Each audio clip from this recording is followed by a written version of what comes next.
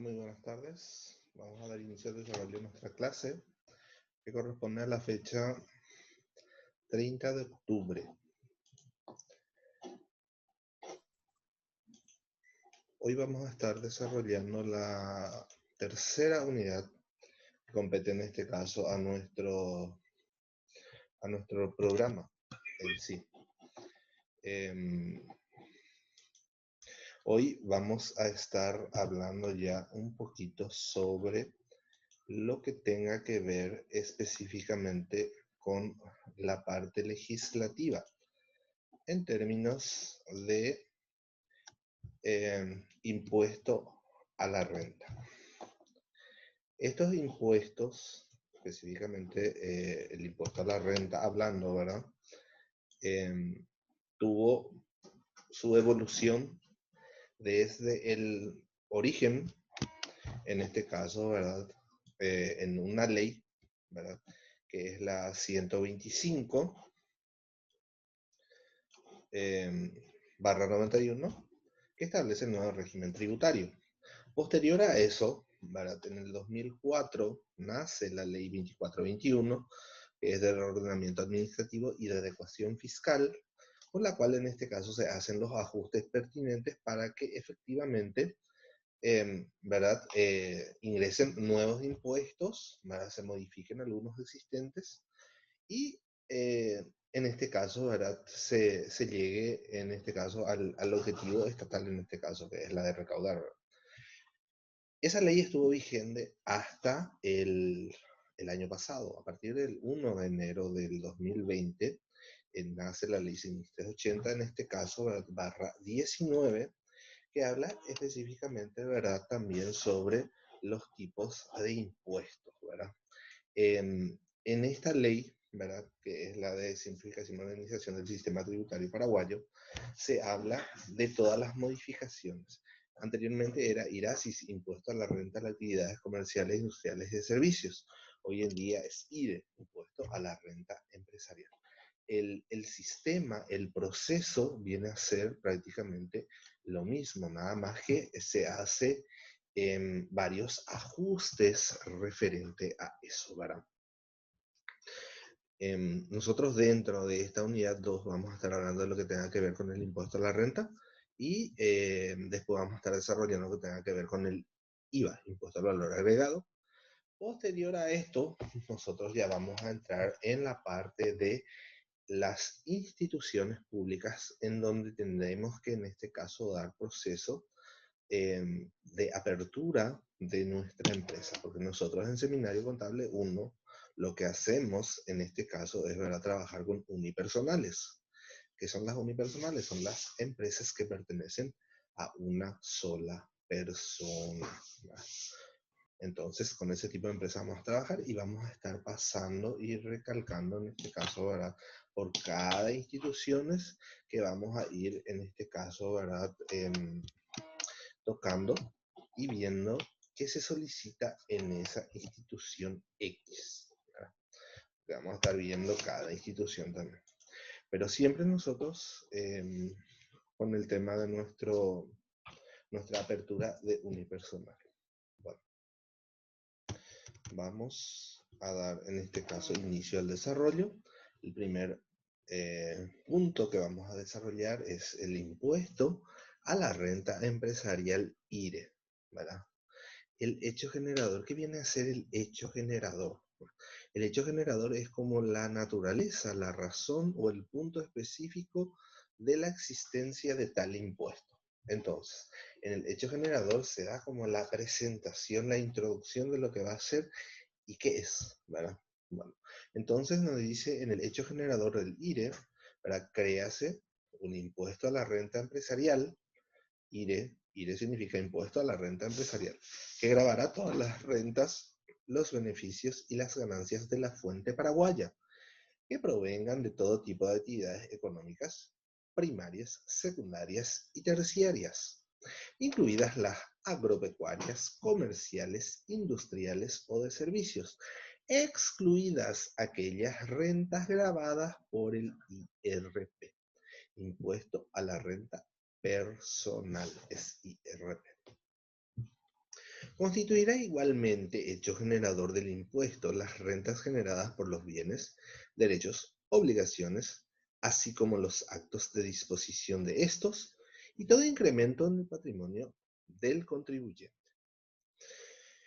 Bueno, entonces a esto nos estamos refiriendo, un impuesto que englobará todo tipo de actividad económica, ya sea primaria, secundaria, terciaria, y también aquellas que son agropecuarias, comerciales, industriales y de servicios. Como ustedes se darán cuenta, el IRE en la ley 6380 engloba, sintetiza, agrupa totalmente las rentas que en el año pasado, con la ley 2421, por ejemplo, las que eran agropecuarias estaban en este caso en otra categoría, eran otro tipo de renta, ¿verdad? Teníamos un apartado completo. De la misma forma, también en la 125 teníamos lo que es el IMAGRO en aquel tiempo, ¿verdad? Que estaba en la ley 125 y estaba separado. En la 2421 también cambió de nomenclatura, nada más. De IMAGRO pasó a IRAGRO, ¿verdad? Y se mantenía en forma separada. Ahora la ley 6380, la vigente, la actual, en este caso fusionan todito y lo engloba como impuesto a la renta empresarial. Pero siempre, siempre, como menciona en esta partecita que estoy moviendo el cursor, ¿verdad? Es que son aquellas, ¿verdad? Excluidas, luego dice, actividades grabadas que son de carácter personal. ¿Por qué? Porque esas rentas que son de carácter personal graban el impuesto a la renta personal. Siempre. Bueno, contribuyentes. ¿Quiénes van a ser contribuyentes del impuesto a la renta empresarial? Número 1, las empresas unipersonales y las sucesiones indivisas de los propietarios de estas empresas. Empresas unipersonales son aquellas que pertenecen a una sola persona. Persona física, es lo que estaba diciendo anteriormente, ¿verdad? Y es el tipo de empresa que nosotros vamos a tocar en este seminario 1.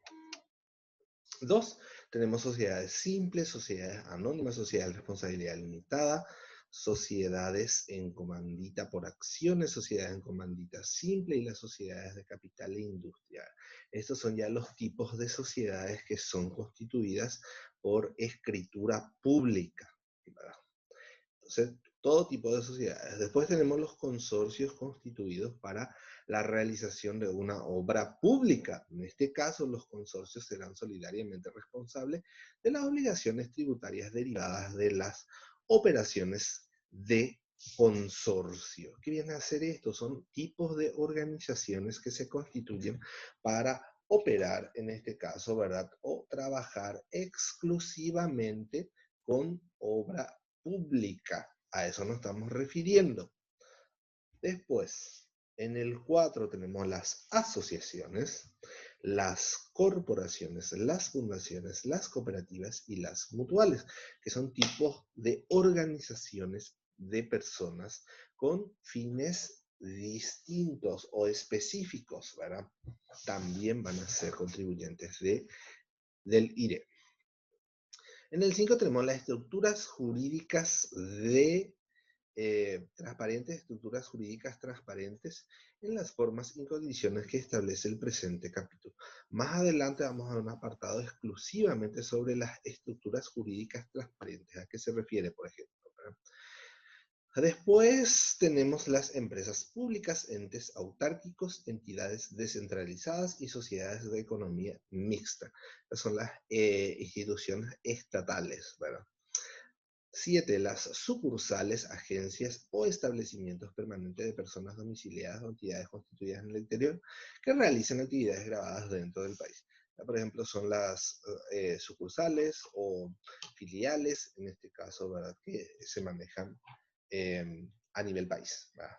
¿Por qué? Porque en el hecho generador habla de la fuente paraguaya. ¿Qué es la fuente paraguaya? Es todo tipo de actividad que se desarrolla dentro del territorio paraguayo. ¿Está? O sea, a eso nos referimos con fuentes fuente paraguaya. Y por eso habla acá de las sucursales, agencias o establecimientos, en este caso, que operan dentro del país, por más que no sea de este país la organización, pero sea una sucursal de una empresa extranjera. Entonces, eso también graba. Las entidades y empresas privadas de cualquier naturaleza con personería jurídica o sin ella, ¿verdad? No mencionadas en los numerales anteriores. Entonces, a eso nos estamos refiriendo con entidades y empresas privadas de cualquier naturaleza. Las personas jurídicas o estructuras jurídicas transparentes son sujetos de derecho, distintos de sus miembros y sus patrimonios son independientes también. Eso es en cuanto a este tipo de entidades, ¿verdad? Esos vienen a ser todos los contribuyentes o todas las organizaciones, los entes o las personas que realizan actos de comercio que van a gravar, en este caso, ¿verdad? Que van a ser, en este caso, contribuyentes del IRE. Ahora vamos a ver lo que es, en este caso, ¿verdad? Una empresa unipersonal. ¿Qué es una empresa unipersonal? Nos dice que se considerará empresa unipersonal a toda unidad productiva perteneciente a una persona física que se conforma de manera organizada y habitual, utilizando conjuntamente el trabajo y el capital, con preponderancia de este último, con el objeto de obtener un resultado económico. A estos efectos, el capital y el trabajo pueden ser propios o ajenos. Entonces, ahí tenemos la definición de una empresa unipersonal, que es, a más de lo que ya dijimos, que es aquella que pertenece a una sola persona, ¿verdad? Entonces también habla de que es una unidad productora, ¿verdad? Que pertenece a una persona, hace también mención de eso, ¿verdad? Que utiliza conjuntamente el capital y el trabajo, ¿verdad? En este caso, ¿verdad? Para obtener resultados económicos, o sea, para tener ganancias, ¿verdad? En cuanto al capital y al trabajo, dice que pueden ser propios o ajenos, ¿verdad? ¿Qué quiere decir eso? De que nosotros podemos tener la plata para montar la empresa o podemos solicitar un préstamo también para armar la empresa. A eso se refiere con ajeno. Cuando vamos a ver el proceso del IRE ahora, porque dice que quedan comprendidas las siguientes actividades económicas, ahora vamos a entrar a ver, en este caso, ¿verdad? ¿Cuáles son aquellas actividades económicas que graban específicamente el IRE, ¿verdad? ¿Cuáles son? Y empezamos a citar número 1, son las actividades agropecuarias, industriales, forestales, mineras, pesqueras y otras de naturaleza extensiva. Número 2, compra y venta de bienes. Número 3, cesión de uso, arrendamiento o subarrendamiento de bienes. Casa de empeño y préstamo. Reparación de bienes en general. Transporte de bienes o de personas. Establecimiento de autovehículos. Vigilancia y similares. Espectáculos públicos, discotecas similares, restaurantes, hoteles, moteles similares, agencias de viaje, pompas fúnebres o actividades conexas, lavado, limpieza y teñido de prendas y demás bienes en general, peluquería y actividades conexas, publicidad, construcción, refacción, demolición, carpintería, plomería y electricidad. Estas son las actividades económicas que puede estar realizando una determinada persona o una determinada organización y necesariamente vamos a tener que incluirle como obligación el IRE, el impuesto a la renta empresarial. Si ustedes, por ejemplo, ¿verdad? Van a estar solicitando, porque bien ustedes ya puedan en este caso lanzarse en este proceso de hacer pequeñas gestiones y pequeños asesoramientos, ¿verdad? Pueden en este caso aconsejar, ya sea, acá está en la ley todas las actividades económicas que una empresa puede hacer. Si de repente le dice a un carpintero, ¿verdad? Mira que quiero solicitar para mi RUC, vos que sos estudiante de la carrera de contabilidad, podés asesorarme o indicarme el proceso. Sí, claro, ¿verdad? ¿Qué impuesto yo voy a grabar? Te dice. Entonces, según la ley, en este caso, le toca grabar el impuesto a la renta empresarial, porque tenemos ahí en el apartado específicamente de la ley que habla cuáles son esas actividades que va a gravar este impuesto. Ahora, después, más adelante, la ley ya empieza a separar por IRE general, IRE simple, IRE re simple, que todas son rentas empresariales, pero tienen también su clasificador de en qué caso incluimos general, en qué caso incluimos simple y en qué caso incluimos re simple. ¿Verdad?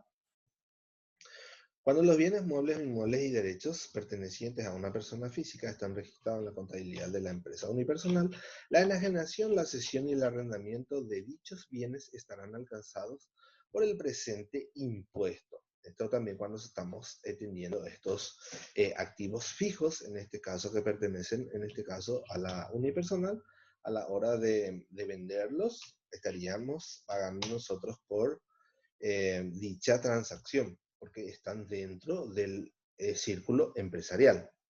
A los efectos de la presente ley se entenderá como empresa unipersonal a las empresas individual de responsabilidad limitada, así como cualquier otra empresa o entidad constituida por una sola persona física para la realización de actividades señaladas en el presente artículo 10.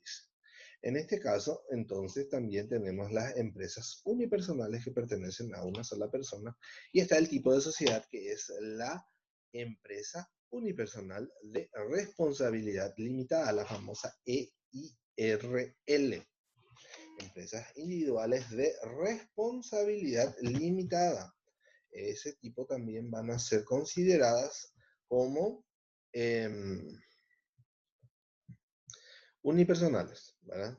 Son consideradas también luego unipersonales, ¿verdad? Valga la redundancia, ¿verdad? Bueno, entonces esas son las actividades. Ahora vamos a ver el nacimiento de la obligación tributaria. ¿En qué momento llega a nacer este impuesto? El impuesto a la renta empresarial. Nos dice que el nacimiento de la obligación tributaria se configurará al cierre del ejercicio fiscal, el que coincidirá en este caso con el año civil. La administración tributaria queda facultada a fijar un cierre del ejercicio fiscal destinado en atención a la naturaleza de la explotación económica u otras consideraciones especiales.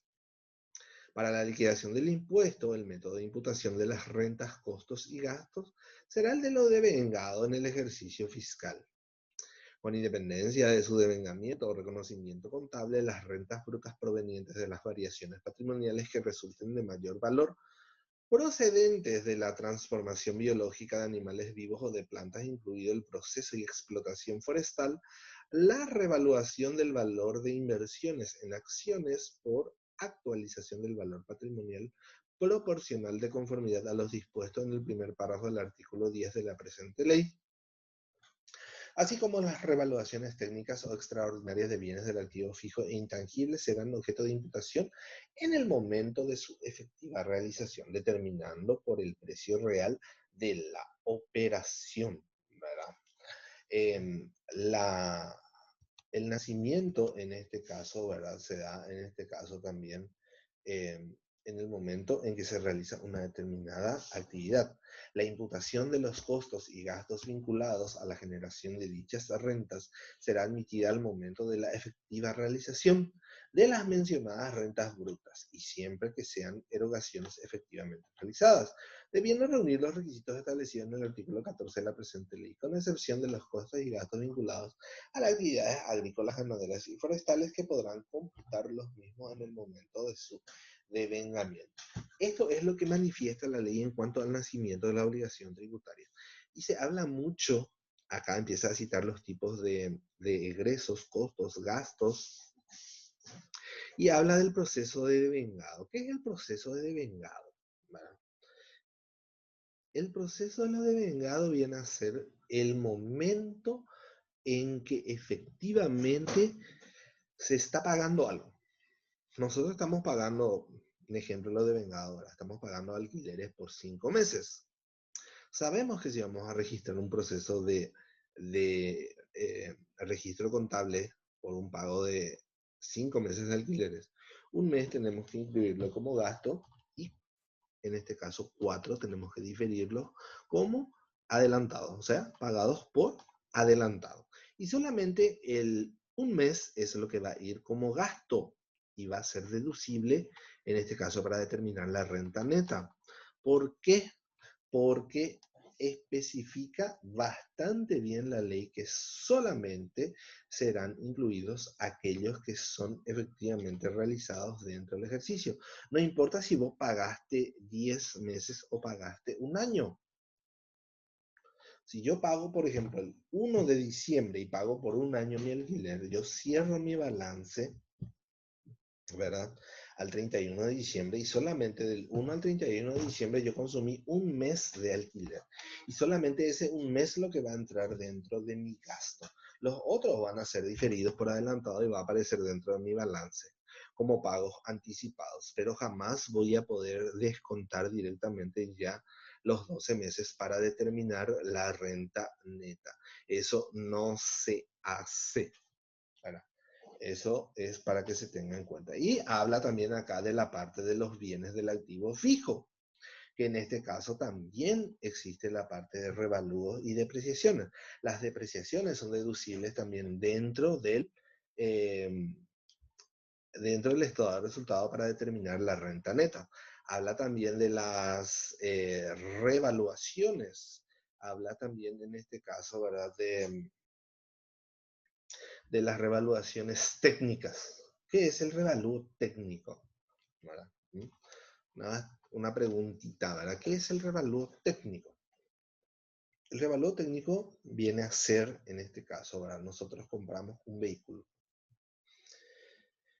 El vehículo contablemente tiene, en este caso, 5 años de vida útil, ¿verdad? Eso sabemos por contabilidad. Ustedes saben, seguramente en contabilidad 3 ya dieron lo de depreciación y revalúo.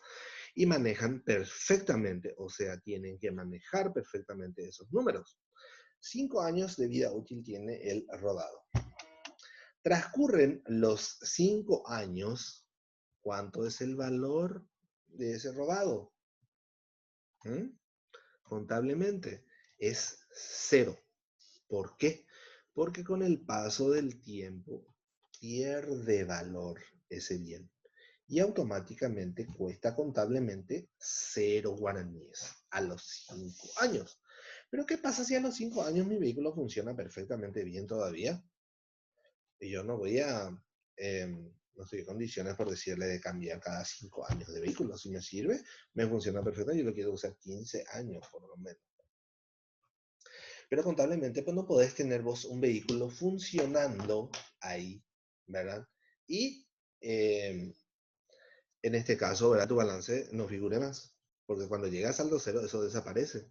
Se tiene que cancelar.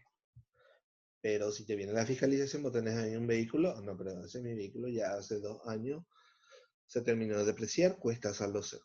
¿Qué se hace en ese caso? Se recurre en este caso, ¿verdad?, al revalúo técnico, en este caso, que hace mención al revalúo técnico. El revalúo técnico viene a ser, en este caso, a la reasignación de un valor que se le va a dar a ese bien. Vienen en este caso unos peritos encargados y designados específicamente para ver, analizar y determinar el valor técnico que tiene ese bien totalmente depreciado ya. Entonces podemos volver a utilizar ahí, seguir la misma secuencia. ¿A qué me refiero con misma secuencia? El proceso de revalúo y depreciación. Pero, ¿cuál es la pequeña gran diferencia? Que cuando vos estás comprando un vehículo y lo estás haciendo la depreciación y el revalúo en el periodo normal, ¿qué quiere decir periodo normal? En el primer ejercicio, en la primera compra, en la primera obtención, esos gastos son deducibles, esas depreciaciones son deducibles. Pero cuando estamos ya trabajando con revaluaciones técnicas, esas depreciaciones ya no son deducibles.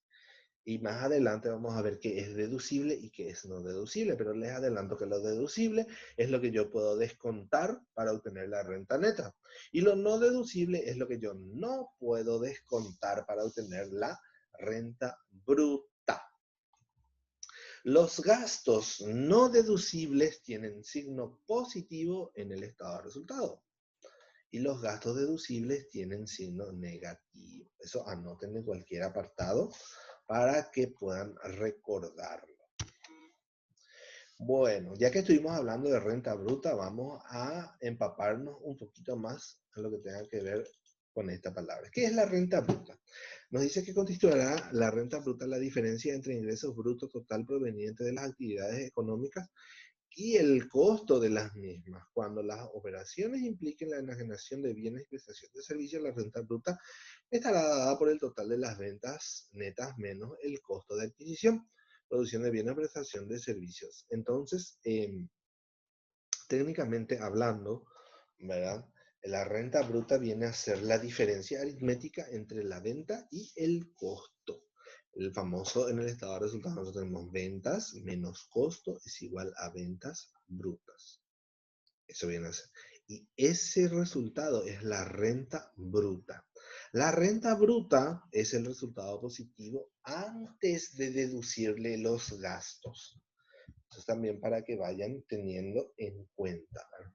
Constituirán asimismo renta bruta, el resultado de la enajenación de bienes del activo fijo, el que se determinará por la diferencia entre el precio de venta y el valor de costo menos amortizaciones y depreciación. Este es el caso de las bajas de bienes de uso, en este caso, ¿verdad? Resultado de la enajenación de bienes muebles o inmuebles que hayan sido recibidos en pago y en caso de dichos bienes hayan sido afectados al activo fijo implicará el criterio del numeral anterior, ¿verdad? Esto, por ejemplo, cuando nosotros tenemos, por ejemplo, algún tipo de obligación que le tenemos que cobrar a Juan Pérez, por decirle, y Juan Pérez nos entrega, en este caso, ¿verdad?, un vehículo a cambio de la cancelación de esa deuda. Entonces, eso también va a constituir la renta neta si nosotros enajenamos. Es que si enajenar quiere decir vender. Entonces, eso también vamos a incluirlo dentro de la renta bruta, en este caso va a constituir, porque muchas veces nosotros decimos, bueno, yo me dedico a vender, qué sé yo, jabones, ¿verdad? Y no, es que si yo me dedico a vender jabones, nomás esa va a ser mi actividad, o sea que todo lo que yo venda de jabones nomás va a ser mi venta. Puedo tener también yo propiedad de la empresa, un vehículo, y voy a vender ese vehículo. Por la venta de ese vehículo yo voy a pagar también renta empresarial. ¿Por qué? Porque si yo vendí ese vehículo por 50 millones, ese 50 millones entra como ventas para mí. ¿Entienden? A eso también nos referimos. Por eso habla acá de que se incluirá dentro del resultado, ¿verdad? Después habla también de bienes adjudicados, habla también de operaciones de compra y venta, de bienes específicos, hablan también de las diferencias de cambios aplicados específicamente, ¿verdad? En operaciones de monedas extranjeras, por ejemplo, nosotros tenemos ciertos ahorros y nosotros, ¿verdad? Por el tipo, ahora por ejemplo el dólar sube, ¿verdad? Por decirlo. Y vamos a cambiar y tenemos en este caso, ¿verdad? En ahorros la incorporación de la ganancia por diferencia de cambio. Sobre eso también vamos a pagar renta, porque eso nos factura también el banco. El beneficio neto también que origina por el cobro de algún tipo de seguros. El resultado en este caso, ¿verdad? Por una transferencia de empresa, por vender una empresa, ¿verdad? Un establecimiento por vender, eso también podemos incluirlo. El resultado por arrendamiento, que puede ser alquiler, ¿verdad? Si estamos alquilando también, por supuesto. La cobranza de créditos también en este caso, ¿verdad? Créditos atrasados que lo vamos a cobrar después también.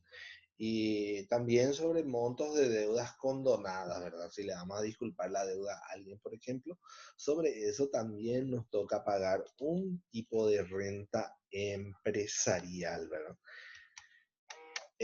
También sobre intereses por préstamos, pagamos renta también porque es una actividad.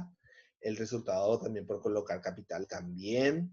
Después tenemos, por ejemplo, aumento del patrimonio producido por ejercicio. Por ejemplo, tenemos ganancias del ejercicio y lo vamos a capitalizar. Sobre eso también pagamos renta empresarial. Hoy en día pagamos IDU sobre eso, impuesto a los dividendos y utilidades cuando van a retirar, ¿verdad? Si van a retirar, pagan IDU. Si no van a retirar, paga IRE. Así de simple. O sea que de las dos formas se paga hoy en día. Las variaciones patrimoniales también que resulten en este caso, ¿verdad? Por razón de fusión de empresas también es un tipo de actividad, ¿verdad? Y eso son todo lo que tenga que ver en este caso, ¿verdad? Para determinar la renta bruta. Técnicamente hablando, la renta bruta viene a ser la diferencia entre ventas menos costos. Y acá les enlista la ley todos los puntos y las especificaciones que podamos tomar. Ahora vamos a entrar a hablar un poquito, antes que se nos corte el Zoom, porque ya estamos a punto, ¿verdad? Como se dice, ¿verdad?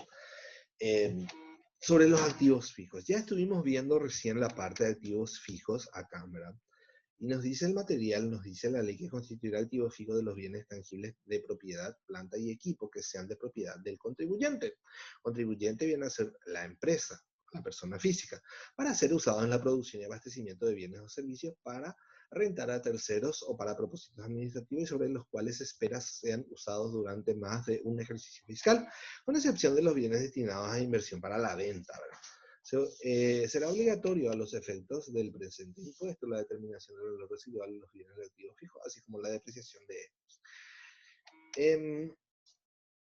El valor residual será el importe estimado que el contribuyente podrá obtener por la disposición de un activo al final de su vida útil, después de deducir los costos esperados en dicho momento.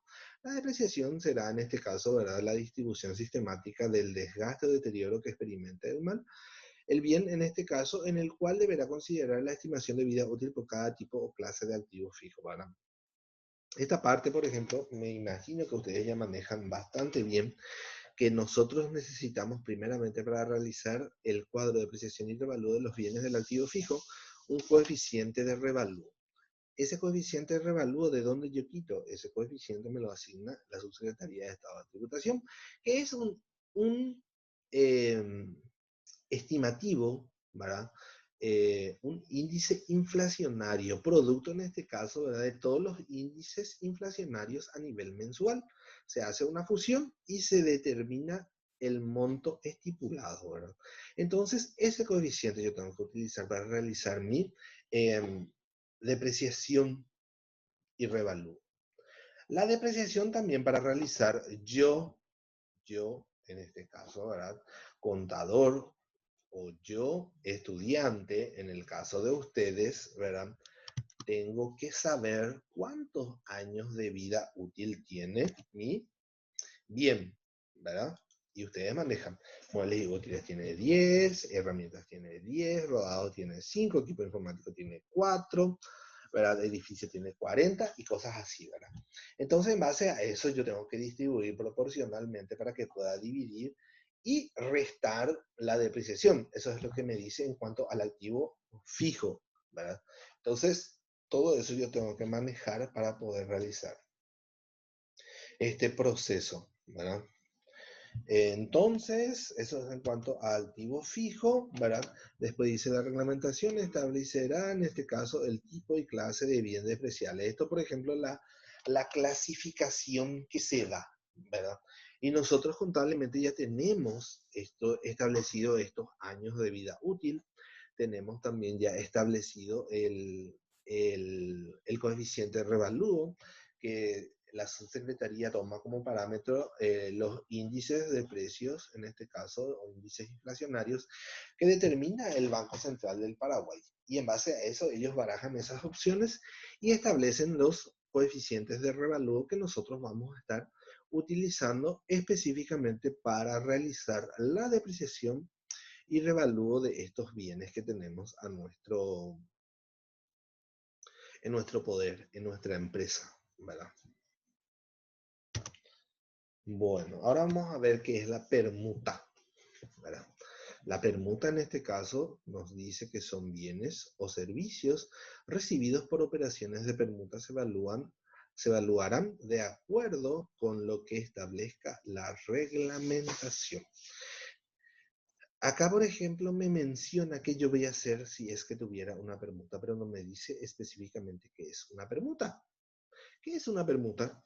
Es, en este caso, ¿verdad?, un tipo de transacción comercial permitida que establece la ley, en donde yo te doy algo y tú me das, en donde ambas partes concuerdan el valor que se le asigna al determinado bien o servicio que van a intercambiar.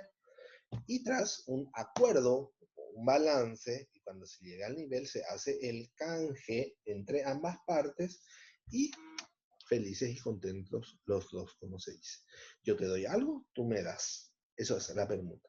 Y en el caso de tener bienes, ¿verdad?, que fueron productos de permuta, también tenemos establecido la forma en que vamos a estar revaluando y depreciando si es que estamos hablando de algún tipo de bien.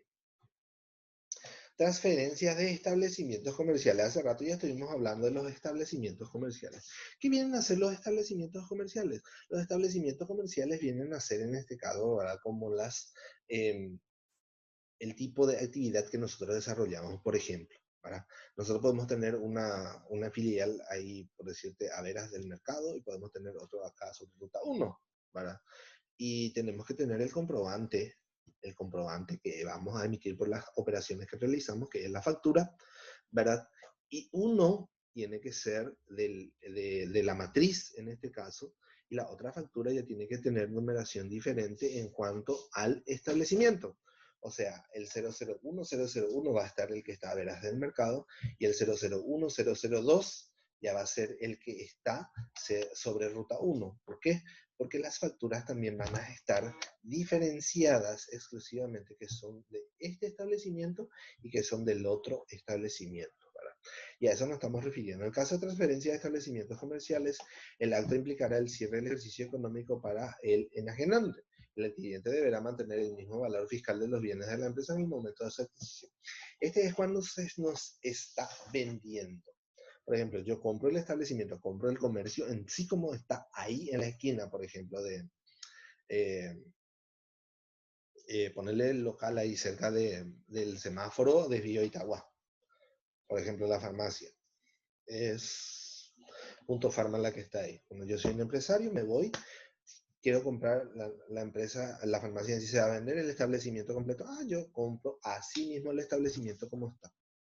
Pago lo que tengo que pagar, ¿verdad? Y automáticamente entonces el vendedor, Farma Total, liquida ese proceso y yo inicio mi ejercicio y le puedo cambiar el nombre si quiero, ¿verdad?